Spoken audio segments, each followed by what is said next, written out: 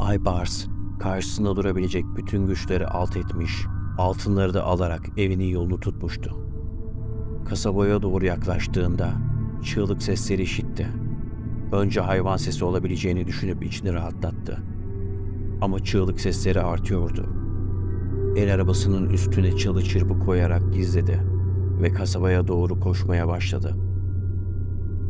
Kasabanın olduğu yönde toz bulutları gökyüzüne doğru yükseliyordu. Kasabaya ulaştığında toz bulutları içerisinde yıkılmış evleri görünce Aybars dona kaldı.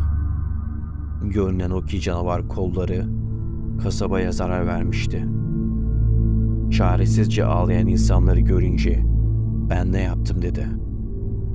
Bir an aklına kendi ailesi geldi ve evine doğru koşmaya başladı. Ne yazık ki canavar Aybars'ın da evini yıkmıştı. Aybars dizlerinin üstüne çöktü ve ağlamaya başladı. Öfkesini biriktirdi, gökyüzüne doğru haykırdı. Bunu düzeltebilecek tek kişi deniz canavarıydı. Aybars koşarak denize ulaştı. Deniz kabuğunu üfledi, yer sallandı, deniz köpürdü ve canavar Aybars'ın önünde belirdi. "Senden bunu istemedim. Köyü yerle bir ettin." "Ben sadece dilekleri yerine getiririm. Sonuçlarıyla ilgilenmem." Aybars cümlelerini daha dikkatli kurması gerektiğini anlamıştı. Bir dilek ile her şeyi geri alabileceğini düşündü. Ama bir kurban daha getirmeliydi. Bu kurban sadece insan mı olmalıydı? Kasabaya tekrar gitti ve kurban olabilecek hayvan arayışına çıktı. Ahırdan kaçan hayvanları gördü. Peşlerinden koşsa yetişebilir miydi? Ya sahipleri çıka gelirse diye düşünürken kısık bir ses. "Kocamı gördün mü?" Aybars irkilir ve sesin geldiği yöne doğru başını çevirir. Cabbar'ın karısıdır bu.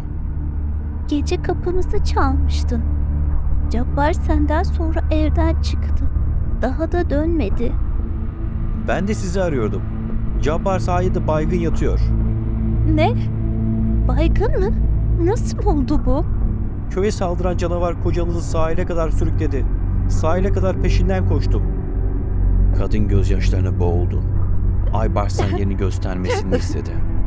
"Bana yerini gösterir misin?" Aybars kurbanını bulmuştu. Yol boyunca konuşmadılar. Aybars doğru ile yanlış arasında iç hesaplaşma ile meşguldü. Yol boyunca düşündü. Bu kadın ölümü hak ediyor muydu? Eninde sonunda herkes ölmeyecek miydi? Bunu neden kabul etmiyoruz? Bunu biz kabul etsek bile sevdiklerimiz kabul etmez. Hiç kimsenin hayatını umursamasa bile ailesinin hayatını umursuyordu. Aybars kadın ile deniz kıyısına kadar geldi. Kadın Aybars'a sordu. Hani nerede?" "Bekle." Aybars deniz kabuğunu kaldırır ve üfler. Yer sallanmaya, deniz köpürmeye başlar. Canavar görünmeye başladığında kadın çığlık atarak kaçmaya başlar. Kadın ormana doğru koşar. Aybars da peşinden ormana doğru koşar. Ama gece karanlığında onu takip etmesi çok zordur. Bir müddet koştuktan sonra kadının izini kaybeder. Ormanın ortasında durup dinlenir. Soluk soluğa kalmıştır. Kendi nefesinden etrafı duyamıyordur. Kalbi çarpıyor. Göz bebekleri büyüyor. Algıları sonuna kadar açılıyordu. Kadın ise bir ağacın arkasına saklanmış, Aybars'ın gitmesini bekliyordu. Aybars hislerin gösterdiği yöne doğru ilerledi.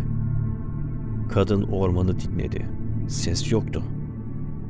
Aybars'ın uzaklaştığını düşündü. Sessiz bir şekilde ağaçtan uzaklaştı. Başını yavaşça çevirerek önce sağına, sonra soluna döndü. Çevresinde kimsenin olmadığından emin olunca ağır adımlarla ilerlemeye başladı. Kalbi çarpıyor, kolları bacakları titriyordu. Sanki ayakları kendisine ait değilmiş gibi hissediyordu. Bir adım attı, 2 adım attı, 3.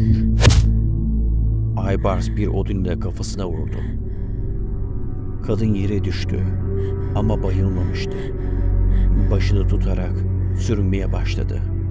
Süründü, süründü ve göz kapakları kapandı.